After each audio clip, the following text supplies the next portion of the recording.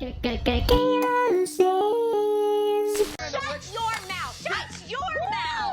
I didn't mean to do that either. Tired ass showgirl.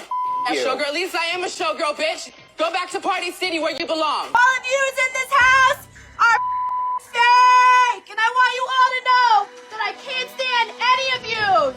Reality TV villains are not new. In fact, they've contributed to some of the most iconic pop culture moments over the last several decades. We love to hate them, we hate to love them, and sometimes reality TV villains even go on to embrace that moniker, monetizing it and turning it into other more fruitful opportunities. But this cycle, long established before the age of social media, has evolved over time due to rabid parasocial fan bases who consistently take things just a bridge too far and tend to make occupying the villain role no longer worth it. This has been the case for a little show called RuPaul's Drag Race for quite some time now, which has garnered a baby-brained fan base who cannot distinguish fiction from reality. But this season, Drag Race's villain conversation has gotten a little bit more complicated, and we're going to talk about why. But first, I want to thank Kitsch for sponsoring today's video. Kitsch Rice Water Protein Shampoo and Conditioner Bars are formulated with rice water to help repair damaged hair follicles and prevent split ends. They cleanse and condition your hair and scalp to encourage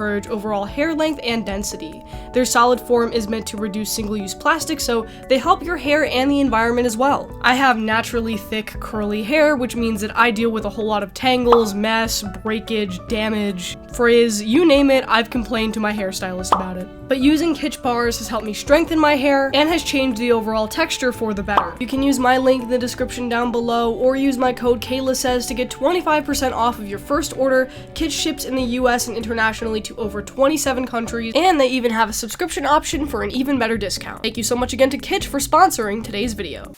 Also, by the way, you could follow me on my socials linked in the link tree in the description down below, and you should also go watch these two videos that I posted. They're really good. You should watch them. Okay, bye. Plain Jane is a drag queen from Boston, Massachusetts, a small, cold city in the northeast of the US filled with various desolate horrors. I can say that because I lived there for 4 years. If you haven't already guessed, Plain Jane was cast on season 16 of RuPaul's Drag Race, a casting that was controversial from the jump. And trust me, we're not going to spend too much time on this. I'm only including it to provide necessary context for where we are now. Basically, there were allegations that Plain Jane had violated some boundaries of someone during a drag performance, which seemed to be corroborated by other people in and around that scene. But then somebody posted a video of what apparently was this altercation, and what was initially claimed wasn't in the video. This blew up Twitter in a way it always does, with people talking about shit that they don't know anything about because they weren't there. This was then handled offline by all parties involved the way it should have been in the first place. But I do think it impacted people's frame of reference before Plain Jane even came on our TV screens. I'm not telling you how to feel about it, you don't get to tell me how to feel about it, but this is a very real world reason to be distrusting or not a fan of somebody, which is an entirely separate circumstance for why most people are mad at her right now, and that has more to do with how she's actually behaving on the show. And when it comes to that piece of it, I gotta defend her a tiny bit, but I'm gonna do it in a nuanced way that hopefully at least 30% of you will understand. The other 70% of you will tell me to eat shit and die, and that's fine. As I alluded to in the beginning of this video, RuPaul's Drag Race has not had a clear-cut villain in a cast in quite some time. We've had a couple of fun fights here and there, but those usually resolve in a kiss and make up way, or they just don't get resolved at all, really. And the reason for that is because this fan base is a pack of rabid fucking dogs. If you watch Drag Race around like seasons 2 through 4,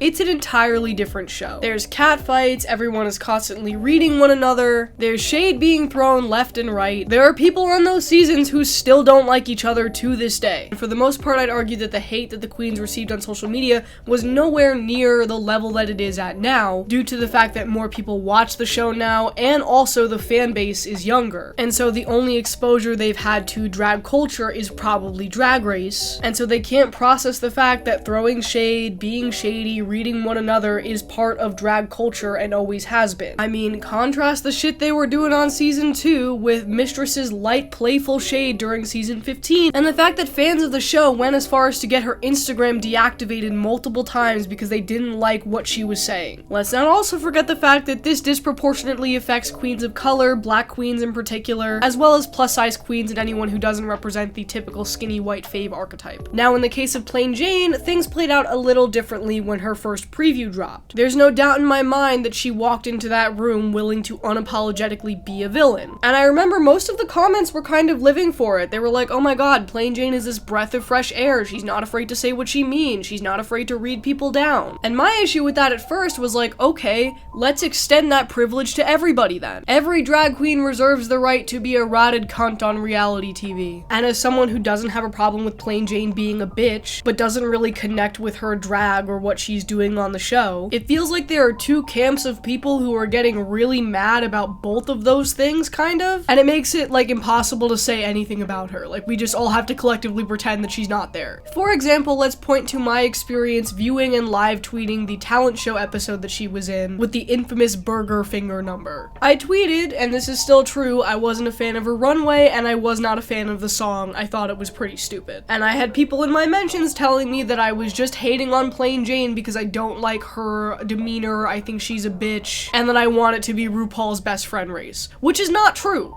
I don't give a shit. And then when I pointed out that I don't care if Plain Jane is a bitch, I personally just don't vibe with her drag at this particular moment in time. I had other people in my mentions being like, oh wow, so you support a bully. You support a queen who bullies other people. You support a mean girl. Let's stick with the mean girl topic for a second, and then we'll get into Plain Jane's drag as it relates to the context and, you know, the meta of the show and why people are critiquing her. Now, the most notable and specific drama that Plain Jane has found herself in is that she seems to be routinely reading and coming for a mandatory meeting in a way that seems often unsolicited and kind of catty. People on social media have seemed to be taking Amanda's side in this, because from what we've seen, it seems like a lot of unprovoked attacks that just keep happening. But this has turned into people acting like they have to infantilize Amanda, when so far in every situation that this has happened, Amanda has read her right back. And so have other girls in the cast, like Plasma with her fucking bracelet arm hair read and untucked. And sure, it seems like from their social media, Amanda and Plain Jane might not get along currently, but they also both seem pretty self-aware that at this point in time, they're just making good TV, and they want everyone to enjoy that rather than sending either of them any kind of individual hate. Like, I don't understand why we can't just sit back and enjoy the constructed reality that is reality TV without feeling compelled to white knight for people we don't even know. Throwing around the term bully and shit. You sound like you're in fucking high school. These are grown-ass adults. And I'm not saying you can't send Amanda love and positivity during this time. Obviously send that to any queen you feel compelled to compliment. But this is a TV show, they all know it's a TV show, and you look stupid trying to insert yourself into personal beef or lack thereof that has nothing to do with you. Now let's talk about Plain Jane's actual run on the show. What's she doing? How is she doing? What is she presenting to the judges and to America? In my opinion, this is the most highly calculated run on Drag Race that we've seen in a very long time,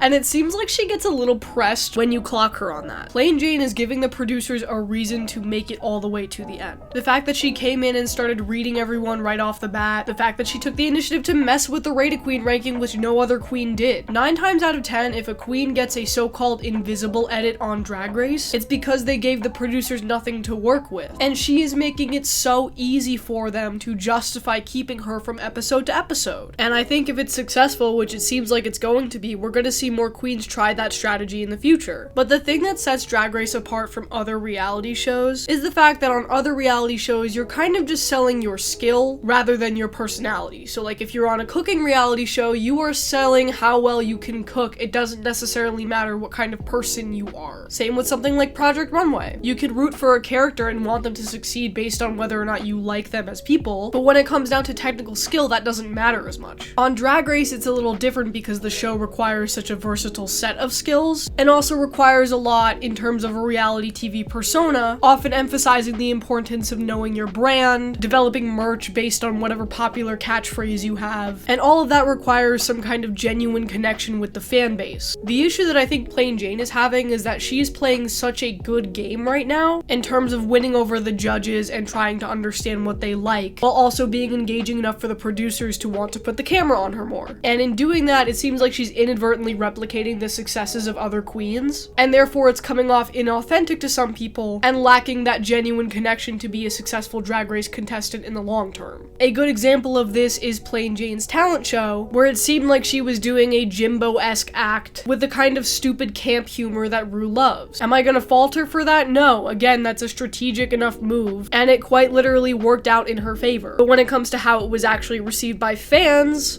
I'll let Bob the drag queen say the rest. Feels like Plain Jane's burger finger was trying harder to be stupid than she actually is. I just don't like this direction where Drag Race is going. It feels like at one point in time, someone said, "You're just so stupid, and we love that. You're such a dummy." And now a lot of girls are like trying to make being stupid random and like dumb. It feels like they're like forcing themselves to be like stupid. Oh, you're so stupid. Which is a compliment that's been given to some people, but like that's not everyone's ministry. Because season after season, you hear Michelle say, "We like people that are just stupid." RuPaul is like, I want you to be fucking stupid. So now girls are changing and molding their drag to fit this thing that they think will help them win challenges and win RuPaul's Drag Race, as opposed to being who they are.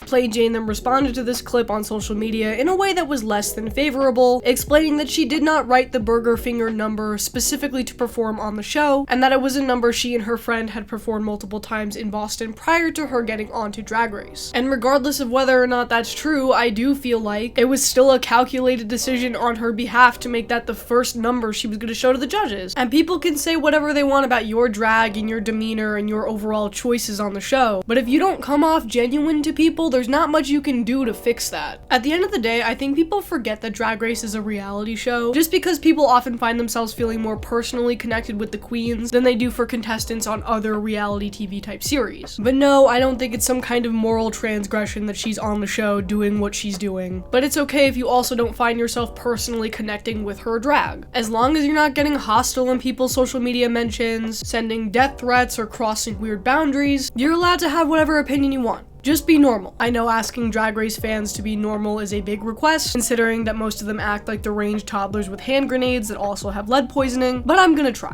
Thanks so much for watching, you guys. Who do you think is going to win season 16 of RuPaul's Drag Race? I think Saphira is going to win, and I'm at peace with that. See you next time, bye!